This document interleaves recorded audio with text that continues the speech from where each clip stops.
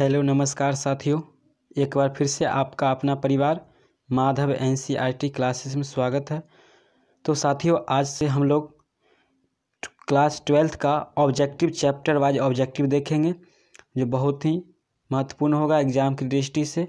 तो दोस्तों, क्या है कि ऑब्जेक्टिव इस बार कुछ ज़्यादा कर दिया गया है, तो हम लोग ऑब्जेक्टिव पढ़ के अच्छा से अच्छा नंबर ला सकते हैं। कमज़ोर से कमज़ोर स्टूडेंट भी अच्छा नंबर ला सकते हैं।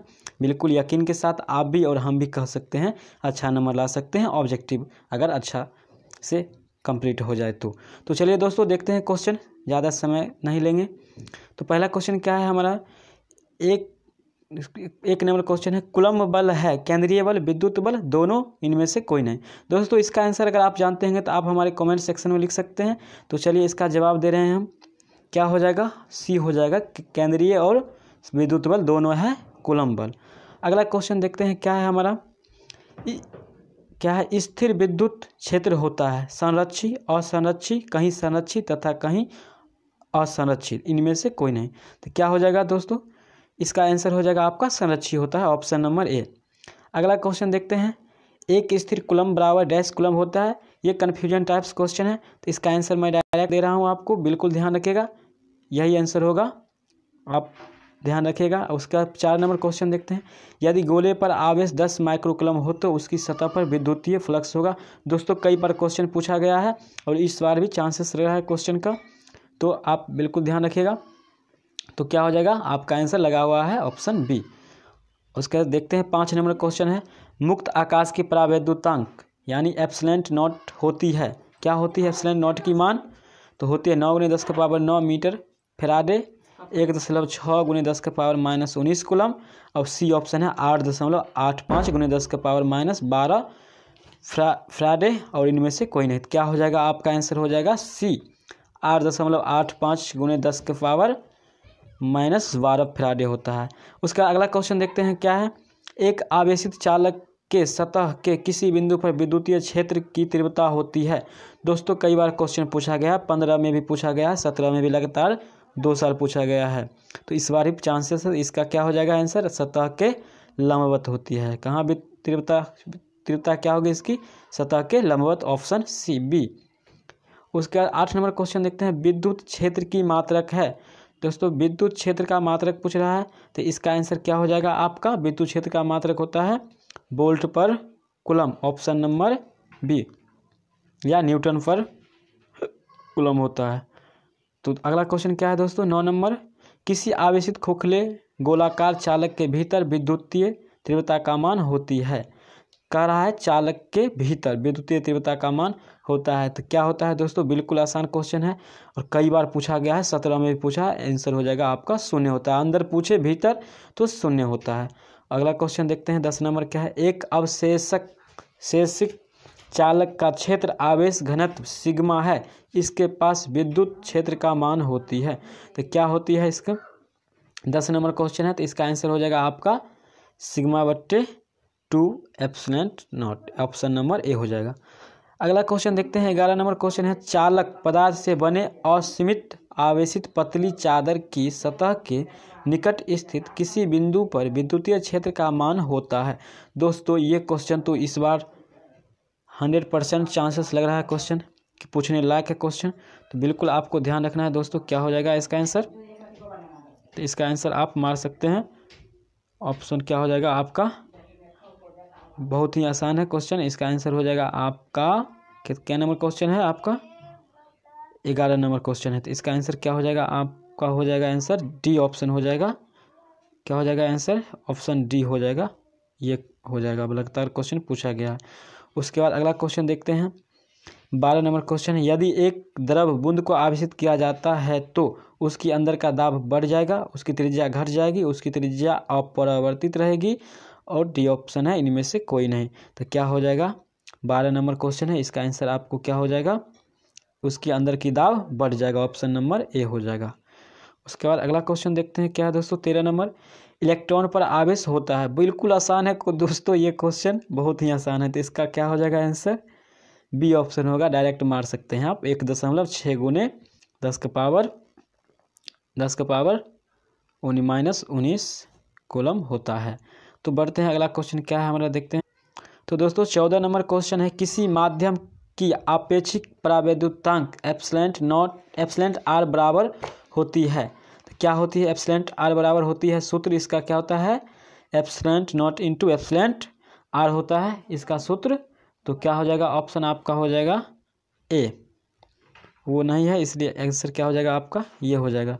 दोस्तों क्या होता है, एप्सिलॉन बराबर होता है आपका epsilon not into epsilon R होता है। अगर ये नहीं, और यहाँ क्या पूछ रहा है, किस आपेक्षिक परावैद्युतांक पूछ रहा है, तो क्या हो जाएगा आपका एप्सिलॉन आर परावैद्युतांक, उसके बाद क्या हो जाएगा एप्सिलॉन बट्टे एप्सिलॉन नॉट हो जाएगा, आपका ऑप्शन हो जाएगा ए नंबर ऑप्शन हो जाएगा। उसके बाद अगला क्वेश्चन देखते हैं हम लोग क्या है 15 नंबर, आर दूरी से विलग यानी अलग दो इलेक्ट्रॉन के बीच लगने वाला बल समानुपाती होती है। तो किसके समानुपाती होता है लगने वाला बल, तो इसका ऑप्शन हो जाएगा आपका डी ऑप्शन हो जाएगा, आर पर आर स्क्वायर हो जाएगा। उसके बाद अगला क्वेश्चन देखते हैं 16 नंबर क्वेश्चन क्या है, एक सरल रेखा पर बराबर दूरी पर स्थित 3 बिंदुओं पर क्रमशः 3q प्लस q और q आवेश रखे जाते हैं। यदि प्लस q पर कुल परिणामी बल 0 हो तो q का मान क्या होगा। दोस्तों कई बार क्वेश्चन सब्जेक्टिव टाइप में भी पूछा गया है, तो आप इसको आसानी से बना सकते हैं। तो क्या हो जाएगा, इसका आंसर हो जाएगा आपका ऑप्शन नंबर ए हो जाएगा, 3q होगा आंसर, बिल्कुल ध्यान रखिएगा। उसके बाद बढ़ते हैं अगला क्वेश्चन 17 नंबर क्वेश्चन है, किसी अनावेशित वस्तु पर 1 कूलम्ब आवेश होने के लिए उसमें से निकाले गए इलेक्ट्रॉनों की संख्या कितना होगा। दोस्तों ये ऑप्शन फंसाने वाले हैं, तो आपको ध्यान रखना है क्या होगा, इसका आंसर होगा आपका ऑप्शन ए 6.25 × 10⁻⁻19 कूलम्ब होगा, बिल्कुल ध्यान रखिएगा।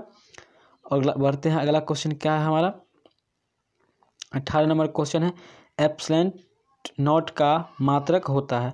तो दोस्तों एप्सिलॉन नॉट का मात्रक क्या होता है, तो फैराडे मीटर होता है, ऑप्शन हो जाएगा आपका बी, फैराडे मीटर होता है। उसके बाद बढ़ते हैं 19 नंबर क्वेश्चन है दोस्तों हमारा क्या है 19 नंबर क्वेश्चन, एक कूलम्ब वह आवेश है जो शून्य में 1 मीटर की दूरी पर स्थित समान आवेश पर बल लगाता है। तो समान आवेश पर क्या बल लगाता है, तो ये भी क्वेश्चन बहुत ही मज़ेदार है और कन्फ्यूजन टाइप्स है, आपको कन्फ्यूजन बिल्कुल नहीं होना है। इसका आंसर होगा आपको सी, 9 × 10⁹ न्यूटन। बढ़ते हैं अगला क्वेश्चन क्या है 20 नंबर क्वेश्चन है, निम्नलिखित में किस आवेश का अस्तित्व संभव नहीं है। तो दोस्तों किस आवेश का कार्य अस्तित्व संभव नहीं है, तो दोस्तों हम लोग जानते हैं आवेश के क्वांटमीकरण से Q बराबर क्या होता है, आपका Q बराबर क्या होता है, Q बराबर Ne होता है, प्लस माइनस Ne। तो इस आधार पर क्या हो जाएगा, आपका आंसर हो जाएगा 2.4 × 10⁻⁻19 कूलम्ब हो जाएगा। कारण आप इलेक्ट्रॉन पर जानते हैं कितना आवेश होता है, 1.6 × 10⁻⁻19 कूलम्ब होता है। और इसका करिए क्वांटमीकरण करिएगा तो क्या हो जाएगा, 16 का 2 गुना करिएगा तो 3.25 × 10⁻⁻19 3 करिएगा 3 से, तो क्या हो जाएगा बी ऑप्शन होता, 6.4 × 10⁻⁻19 कूलम्ब होता। लेकिन इसमें से सबसे भिन्न क्या था, 2.4 जो 16 के गुणज में नहीं आते हैं, इसलिए ये ऑप्शन नहीं होगा। तो बढ़ते हैं अगला क्वेश्चन क्या है हमारा 21 नंबर, परावैद्युतांक का एसआई मात्रक होता है। परावैद्युता का एसआई मात्रक क्या होता है दोस्तों, तो इसका होता है पर कूलम्ब स्क्वायर पर न्यूटन पर मीटर स्क्वायर होता है। ऑप्शन नंबर आपका हो जाएगा इसका ए। कभी कभी दोस्तों ऐसे भी रहता है पर न्यूटन पर कूलम्ब स्क्वायर पर मीटर स्क्वायर, पर न्यूटन कूलम्ब स्क्वायर पर मीटर स्क्वायर, इस तरह भी देता है, ध्यान रखिएगा। तो 22 नंबर क्वेश्चन है क्या हमारा, किसी अचालक पदार्थ के गोले को आवेश देने पर वह वितरित होती है, वह कहाँ वितरित होती है। 22 नंबर क्वेश्चन है, आपका आंसर हो जाएगा क्या हो जाएगा, सतह के अलावा अंदर भी, सतह पर केवल भीतर। तो इसमें ऑप्शन ही नहीं है, आंसर हो जाएगा डी ऑप्शन, कोई नहीं होगा। उसके बाद 23 नंबर क्वेश्चन देखते हैं, आर दूरी से विलग दो आवेशों के बीच एफ बल लगता है। यदि आवेशों का मान दोगुना कर दिया जाए और उनके बीच की दूरी आधी कर दी जाए तो उनके बीच विद्युत स्थैतिक बल होगी, क्या होगी विद्युत स्थैतिक बल, तो 16 गुना हो जाएगा, 16 एफ होगा। इसको आप निकाल सकते हैं कूलम्ब के नियम से, सूत्र जो होगा एफ बराबर के इंटू Q1 Q2, ये तो आप करके फॉर्मूला निकाल सकते हैं। 24 नंबर क्वेश्चन है, क्या एक बिंदु आवेश Q से R दूरी पर स्थित विद्युत क्षेत्र की तीव्रता का परिमाण क्या होती है? तो दोस्तों बिल्कुल ही न्यूमेरिकल टाइप से क्वेश्चन, आपको सूत्र से क्वेश्चन है, तो क्या हो जाएगा इसका आंसर हो जाएगा आपका 24 नंबर का ऑप्शन बी हो जाएगा आंसर, 1/4πε0 इंटू Q/R²। उसके बाद अगला क्वेश्चन देखते हैं हमारा क्या है। तो दोस्तों अगला क्वेश्चन क्या है हमारा, किसी घिरे हुए बंद पृष्ठ पर विद्युतीय फ्लक्स भीतर स्थित आवेश का होता है, क्या होता है? बिल्कुल गॉस प्रमेय से पूछा गया, गॉस प्रमेय से है क्वेश्चन। तो क्या हो जाएगा 25 का आंसर आपका हो जाएगा 1/ε0 गुना होता है, ऑप्शन नंबर ए हो जाएगा। बिल्कुल ध्यान रखिएगा, बिल्कुल आपका थ्योरम से है क्वेश्चन। उसके बाद अगला क्वेश्चन देखते हैं 26 नंबर, किसी आवेशित चालक के ठीक बाहर किसी बिंदु पर विद्युत क्षेत्र की तीव्रता आवेश के पृष्ठ घनत्व की 1/ε गुनी होती है, जहां ε0 मुक्त आकाश की परावैद्युतता है। इस कथन को कहते हैं, क्या कहते हैं इस कथन को? एम्पियर का नियम, कूलम्ब का प्रमेय, गॉस का प्रमेय, इनमें से कोई नहीं। तो बहुत ही मज़ेदार क्वेश्चन है दोस्तों, इसको क्या कहते हैं? तो इसका आंसर हो जाएगा आपका कूलम्ब का प्रमेय। क्या हो जाएगा? कूलम्ब का प्रमेय हो जाएगा, ऑप्शन नंबर हो जाएगा आपका बी। उसके अगला क्वेश्चन हम लोग देखते हैं क्या है। अगला क्वेश्चन देखते हैं क्या है। तो अगला क्वेश्चन क्या है, अनंत लंबाई वाले आवेशित बेलनाकार चालक के अक्ष से r दूरी पर विद्युत क्षेत्र होगा। कह रहा है अक्ष से r दूरी पर विद्युत क्षेत्र क्या होगा? तो क्या होगा दोस्तों, इसका आंसर हो जाएगा आपका ऑप्शन नंबर बी, λ/2πε0/r हो जाएगा, ऑप्शन बी। उसके बाद देखते हैं अगला क्वेश्चन क्या है हमारा 28 नंबर, यदि समरूप विद्युतीय क्षेत्र x अक्ष की दिशा में हो तो समविभवीय तल होगा। तो ये क्वेश्चन बहुत ही भेविया है दोस्तों, समविभवीय तल कैसे होगी? तो इसका ऑप्शन हो जाएगा आपका बी हो जाएगा आंसर, ये भेविया क्वेश्चन है, ध्यान रखिएगा। उसका 29 नंबर क्वेश्चन है, इनमें कौन विद्युत क्षेत्र की तीव्रता का मात्रक है? बहुत ही मज़ेदार क्वेश्चन है दोस्तों, क्या करा है, इनमें कौन विद्युत क्षेत्र की तीव्रता का मात्रक है? 29 नंबर क्वेश्चन है। तो इसका आंसर क्या हो जाएगा? अगर आप जानते हैं तो हमारे कमेंट सेक्शन में आप अपना जवाब लिख सकते हैं। तो इसका आंसर हो जाएगा आपका न्यूटन पर कूलम्ब। अगर ये ऑप्शन नहीं रहता है तो वोल्ट पर मीटर रहेगा, ऑप्शन मारिएगा। तो चलिए अगला क्वेश्चन देखते हैं। 30 नंबर क्वेश्चन क्या है, किसी दी गई दूरी पर स्थित दो इलेक्ट्रॉन के बीच क्रियाशील गुरुत्वाकर्षण बल एवं विद्युतीय बल क्रमशः Fg तथा Fe हो तो Fg अनुपात Fe का अनुपात होता है। क्या होता है इसका अनुपात दोस्तों? तो ध्यान रखिएगा, ऑप्शन होता है ऑप्शन नंबर डी होगा, आंसर हो जाएगा आपका 10⁻⁻42। ध्यान रखिएगा। चलिए अगला क्वेश्चन देखते हैं क्या है हमारा। तो जब कांच की छड़ को सिल्क से रगड़ा जाता है तब कांच की छड़ आवेश अर्जित करता है, धन आवेश, ऋण आवेश, दोनों, धन आवेश ऋण आवेश, इनमें से कोई नहीं। तो 31 नंबर क्वेश्चन क्या हो जाएगा आपका आंसर? इसका हो जाएगा धन आवेश। कांच के छड़ पर कौन सा आवेश? धन आवेश रहता है, बिल्कुल ध्यान रखिएगा। और क्या होगा? सिलिका से रगड़ा जाता है तो, और सिलिका पर ऋण आवेश होगा। तो चलिए बढ़ते हैं अगला क्वेश्चन, 32 नंबर क्वेश्चन है हमारा। क्या है 32 नंबर क्वेश्चन, जब कांच की छड़ को सिलिका से रगड़ा जाता है तब कांच की छड़ पर छड़ धनात्मक आवेश अर्जित करता है, क्योंकि कांच में प्रोटॉन की संख्या जुड़ती है, कांच में प्रोटॉन की संख्या घटती है, कांच में इलेक्ट्रॉन की संख्या जुड़ती है, कांच में इलेक्ट्रॉन की संख्या घटती है। दोस्तों आदान प्रदान की प्रक्रिया केवल इलेक्ट्रॉन द्वारा होता है, प्रोटॉन के द्वारा नहीं। तो दो ऑप्शन तो ए बी ऑप्शन तो आपका छट गया, बच गया सी डी। तो क्या हो जाएगा? ऑप्शन डी हो जाएगा, ऑप्शन क्या हो जाएगा? ऑप्शन डी, कांच में इलेक्ट्रॉन की संख्या घट जाएगी। उसके बाद देखते हैं अगला क्वेश्चन क्या है, किसी वस्तु का ऋण आवेशित होने का अर्थ है। दोस्तों ऋण आवेशित होने का अर्थ होता है कुछ इलेक्ट्रॉन को घटना, कुछ प्रोटॉन का घटना, कुछ इलेक्ट्रॉन को बाहर से अर्जित करना, कुछ प्रोटॉन को बाहर से अर्जित करना। तो क्या हो जाएगा? कुछ इलेक्ट्रॉन को बाहर से अर्जित करेगा तब वो ऋण आवेशित होगा। जैसे मान लीजिए आप किसी से कर्जा लेते हैं तभी तो आप उसका ऋणी होइएगा। अगला क्वेश्चन देखते हैं, 34 नंबर क्वेश्चन है, जब वस्तु ऋण आवेशित होता है तो वस्तु का द्रव्यमान क्या होगा? क्या कर रहा है? जब वस्तु ऋण आवेशित होता है तो वस्तु का द्रव्यमान बढ़ता है, बिल्कुल ध्यान रखिएगा, ऑप्शन बी। जैसे आप किसी से कर्जा लिए तो समझिए आपके पास तो मनी बढ़ जाएगा, तो इसलिए इसी प्रकार से बढ़ता है, ऋण आवेशित होने पर बढ़ता है द्रव्यमान। 35 नंबर क्वेश्चन है, आबनूस की छड़ को बिल्ली की खाल से रगड़ने पर छड़ पर किस प्रकार आवेश उत्पन्न होता है? तो छड़ पर किस प्रकार का आवेश उत्पन्न होता है? तो आपका आंसर क्या हो जाएगा 35 का ऋण आवेश उत्पन्न होता है, ऋण आवेश, ध्यान रखिएगा, ऑप्शन बी।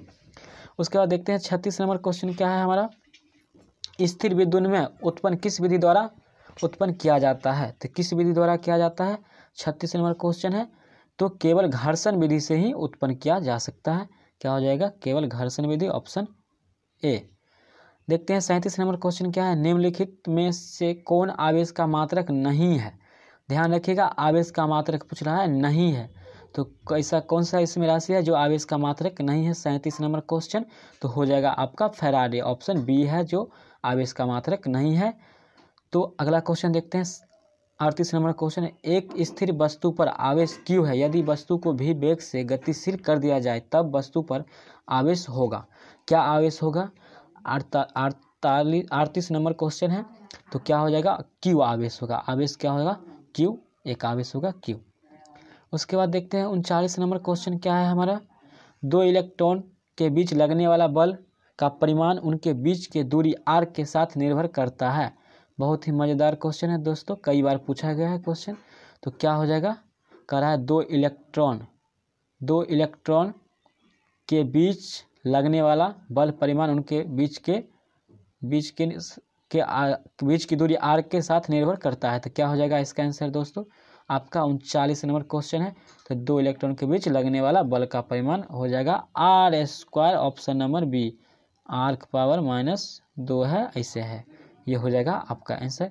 तो चलिए दोस्तों, आज का वीडियो आपको कैसा लगा? अगर अच्छा लगा तो आप एक लाइक करिएगा और कमेंट करिएगा अगर आपको किसी तरह की दिक्कत हुई। दोस्तों, अगर अभी तक आपने हमारे इस चैनल को सब्सक्राइब नहीं किए तो प्लीज़ सब्सक्राइब कर लीजिएगा। तो मिलते हैं अगले वीडियो में, थैंक यू।